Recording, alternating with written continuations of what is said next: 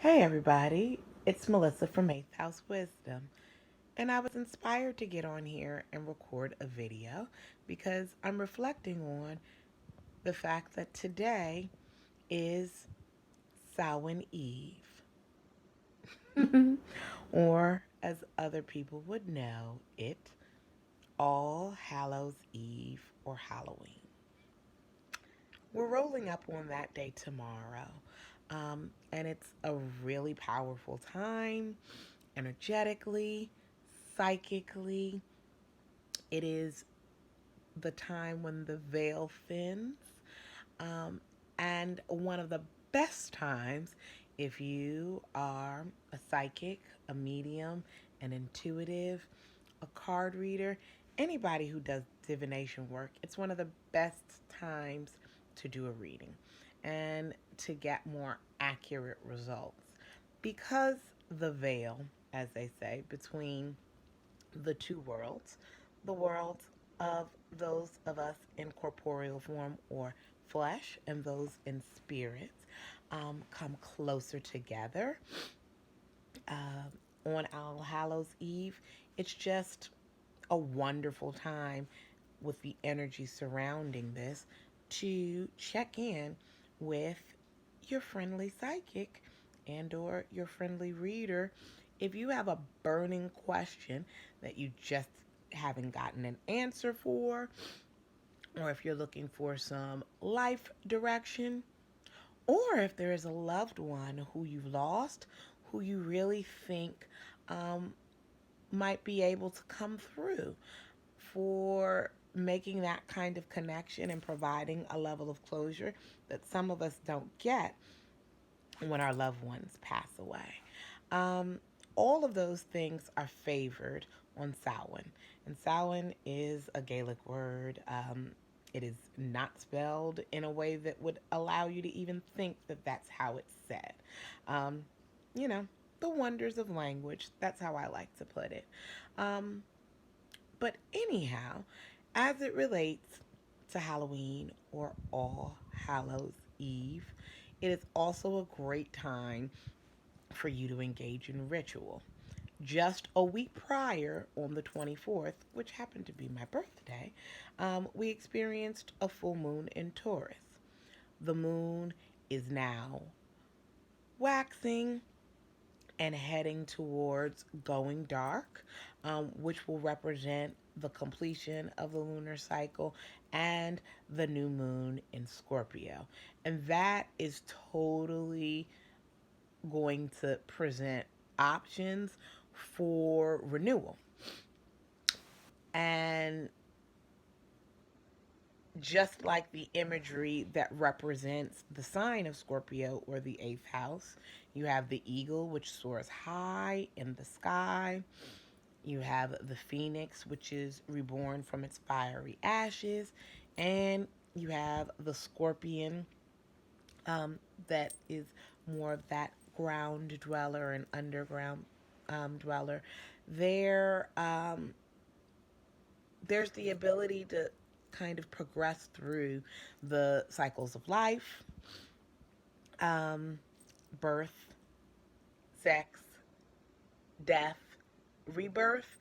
That's kind of how I look at eighth house or Scorpio energy.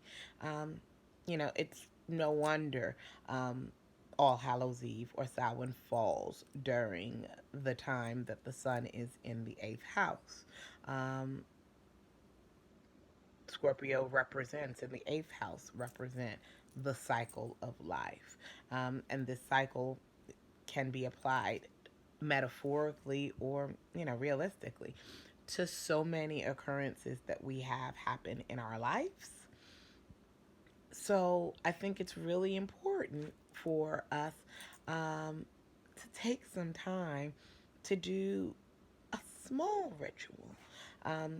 Most of us engage in decorating our houses, maybe watching scary stories, and getting candy for all of the kids tomorrow as our Halloween ritual. Um, Rituals are nothing but a collection of activities that we all do on a regular basis, that kind of have an organizing principle.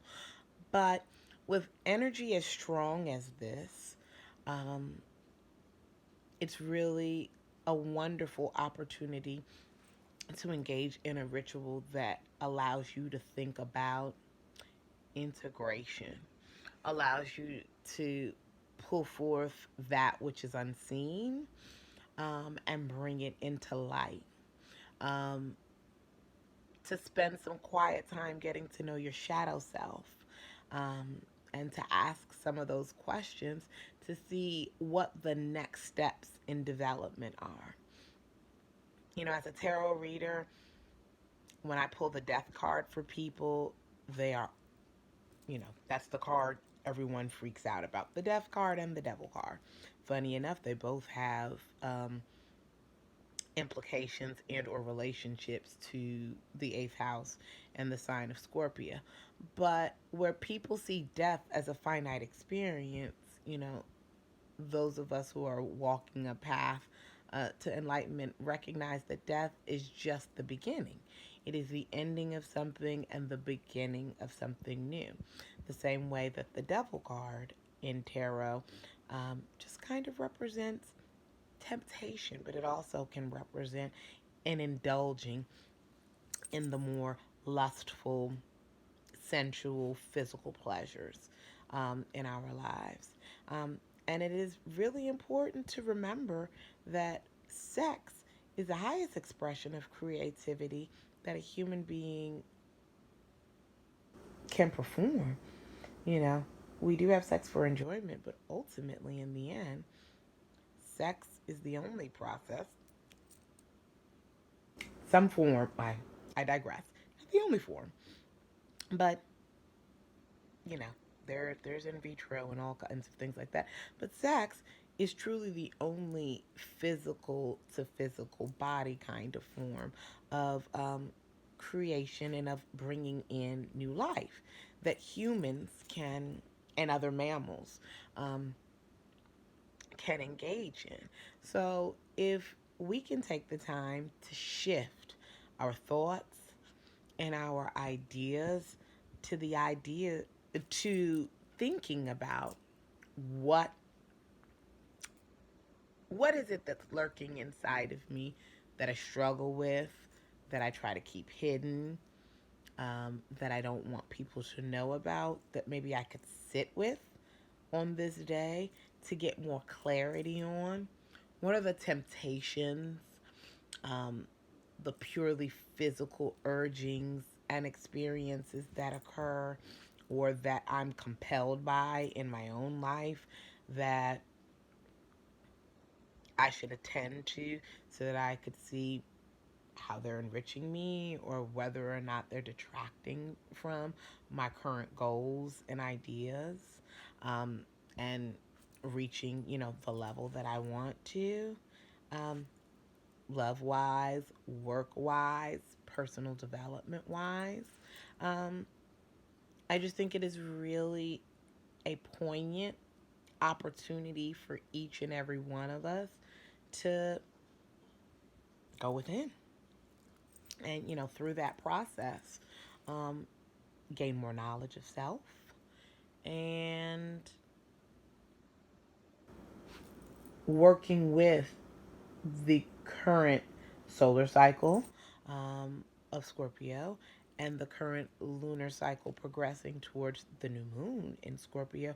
I think it really can offer you the opportunity to move through the circle of life, which is really just a circle of self discovery, and supercharge that with the kind of hidden knowledge that you can only get during this time of year. So I encourage everybody, even if it's just lighting a candle, um, and meditating with intention, I encourage everybody to give some thought on All Hallows Eve, um, to how you will engage in a fortifying and rejuvenating ritual tomorrow, and how you will make use of the thinness of the veil and the energies that abound to bring a sense of closure that will allow you to be your best self going forward. So I hope this message finds you well, sending peace, light, and love. And as always, if you're looking for more content or from me, you can check me out at eighthhousewisdom.com. That's also where you can contact me to get an astrological reading, a tarot reading, life coaching, and other services. You can go to eighthhousewisdomshop.com where you can check out my metaphysical store and apothecary, where you can purchase many supplies for your magical work, for your for voodoo, for witchcraft, for Santeria, for any organized religion. Um, we believe in coexisting here in Eighth House Wisdom, um, as well as herbs to work for any preparations or healing pieces that you have. Um, and we look forward to continuing to bring you wisdom, light, and love. Have a great one.